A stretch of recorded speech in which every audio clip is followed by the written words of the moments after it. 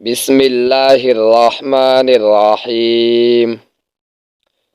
আমরা গত পর্বে কুরআন শরীফ কত দিনে অবতীর্ণ হয়েছে তা জেনেছি। যারা আগের পর্বটি দেখনি তারা ভিডিও ডিসক্রিপশন থেকে দেখে নিতে পারো। सवाल, कुरान मजीद किस तरह नाजिल होता था? প্রশ্ন, কুরআন মাজিদ কিভাবে অবতীর্ণ হতো? জবাব, उत्तर, हजरत जिब्राइल अलैहिस्सलाम आकर आपको आयत या सूरह सुना देते थे। हजरत जिब्राइल अलैहिस्सलाम एसे हुजूर सल्लल्लाहु अलैहि वसल्लम के आयत अथवा सूरा पढ़े सुनातेन। आप उसे सुनकर याद कर लेते थे।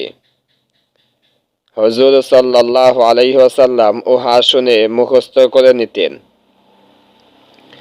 और किसी लिखने वाले को बुलाकर लिखवा देते थे एवं कोनो लेखक के डेके लिखिए रखतेन। सवाल, आप खुद क्यों नहीं लिख लेते थे? प्रश्न, हुजूर सल्लल्लाहु अलैहि वसल्लम निजे केनो लिखतेन ना? जवाब, इसलिए कि आप उम्मी थे। उत्तर, ए जन्ने जे हुजूर सल्लल्लाहु अलैहि वसल्लम उम्मी ছিলেন। सवाल, उम्मी किसे कहते हैं? प्रश्न, उम्मी काके बोले? जवाब, उत्तर, जिसने किसी से लिखना पढ़ना न सीखा हो, जे कारो थेके लेखापड़ा शिखेननी उसे उम्मी कहते हैं, ताके उम्मी बोला है। अगरचे हुजूर सल्लल्लाहु अलैहि वसल्लम ने दुनिया में किसी से इल्म नहीं सीखा, যদিও হুজুর সাল্লাল্লাহু আলাইহি ওয়াসাল্লাম দুনিয়াতে কারো থেকে জ্ঞান চর্চা করেননি,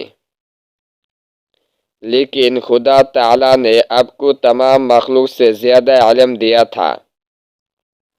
किंतु अल्लाह ताला हुजूर सल्लल्लाहु अलैहि वसल्लम के সমস্ত সৃষ্টি অপেক্ষা অধিক জ্ঞান দান করেছিলেন। सवाल, हजरत जिब्राइल अलैहिस्सलाम कौन है? प्रश्न, हजरत जिब्राइल अलैहिस्सलाम के ছিলেন?